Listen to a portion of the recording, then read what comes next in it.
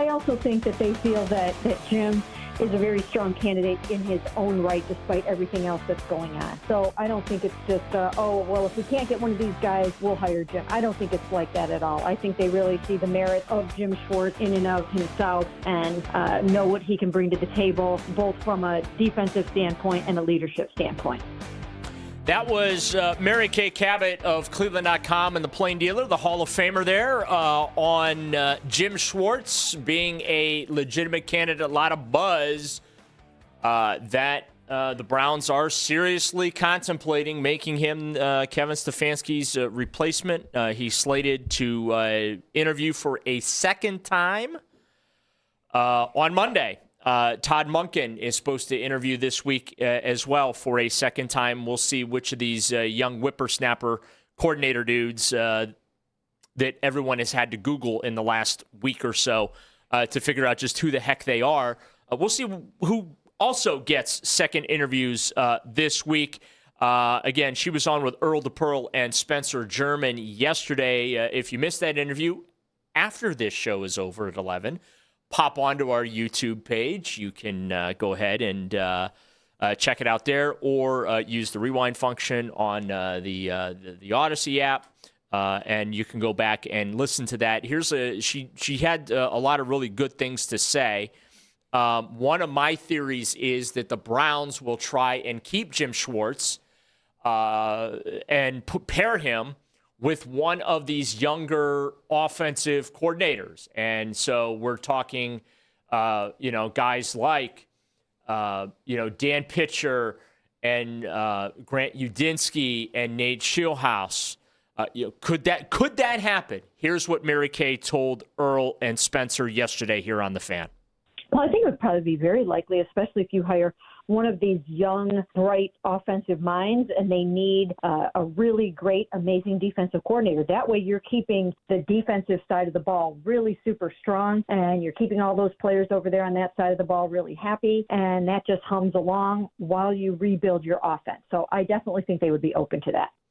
Now, Coach, they've talked to 9 guys so far, and let's go through them real quick again just to refresh everybody's memory. Jim Schwartz, Todd Monken, Tommy Rees, Dan Pitcher, Adden Dirty, Mike McDaniel, Nate Scheelhaase, Jesse Minter, and Grant Udinkski.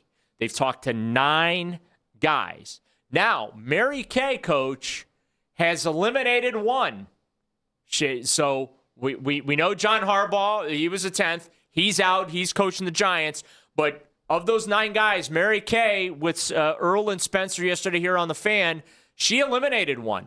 Well, they really like his bright mind. They know all about that because, of course, he was here in 2014 under Kyle Shanahan. They've seen what he's done in Miami. So they like all of those things about him. I haven't even heard yet that he's getting a second interview, and I've been working very, very hard on the whole second interview piece right now. I don't think he's getting that, and or at least not at the moment. And I believe he's interviewing for the Raiders job. So we'll have to see how this starts to go. But right now, I don't know if he will be back here for a second interview or not. Again, they're just getting into that at the beginning of this week. And she's referring to Mike McDaniel, the former Miami Dolphins coach who interviewed as well. I think they're going offense. There's part of me that doesn't think Jim Schwartz is getting this job. They're going to try and keep him. They're going to make him the assistant head coach. But I still think that Andrew Berry wants to find his next Kevin Stefanski. He wants to find the guy that nobody else in the NFL wants to hire, okay? Or has thought of hiring, okay?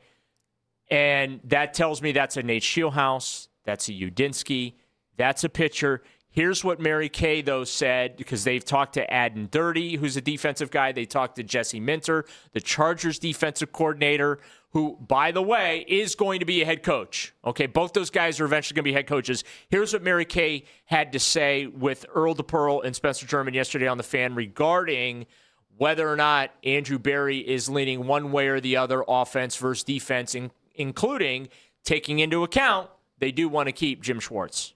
No, that doesn't matter to them. If the head coach is a defensive-minded head coach and you have a great play caller coordinator, then they're fine with that setup as well. And we see that succeeding elsewhere in the NFL right now with the Patriots and with the Seahawks and places like that. So I don't think that's something that is foremost in their mind at all. I just think that they feel like they really love what they have in Jim Schwartz on the defensive side of the ball, and they have to make sure somehow that he remains with the football team.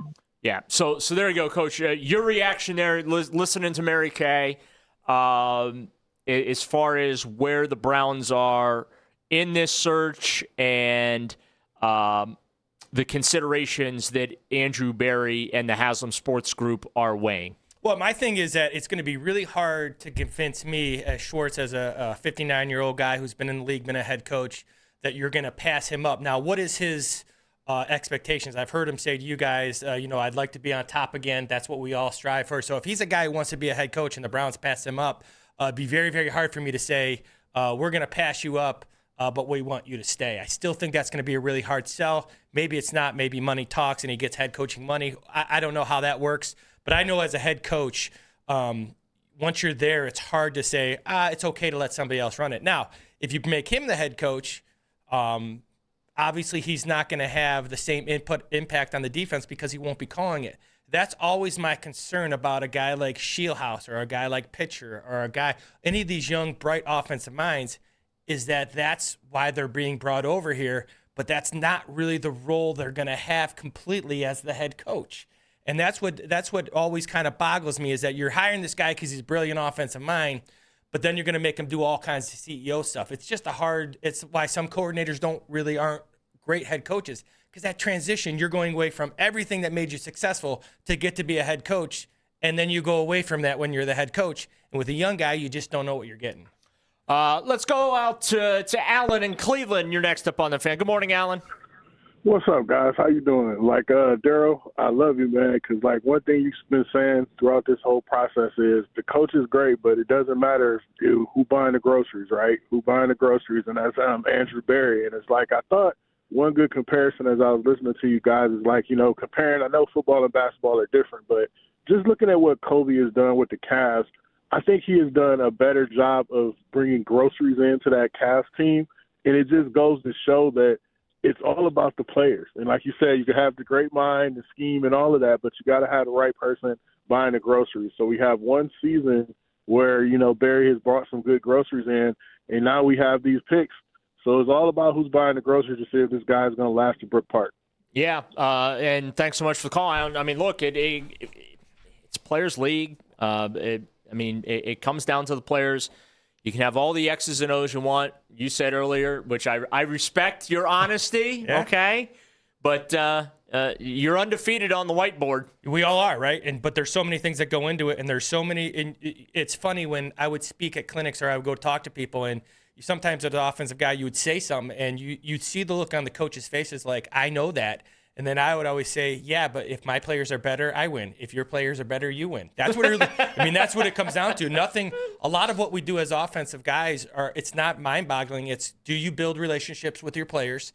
And do those players have talents? If those players don't have talent, you can draw up whatever you want. The other team's going to beat you. So I'm with everybody when they say it's about the groceries. I've heard you say that before, and that's absolutely right. You're as good as the players you have. Now, there's coaches, you've said it best, discipline, all those kind of things, structure, organization, preparation, those things all tie into it as well.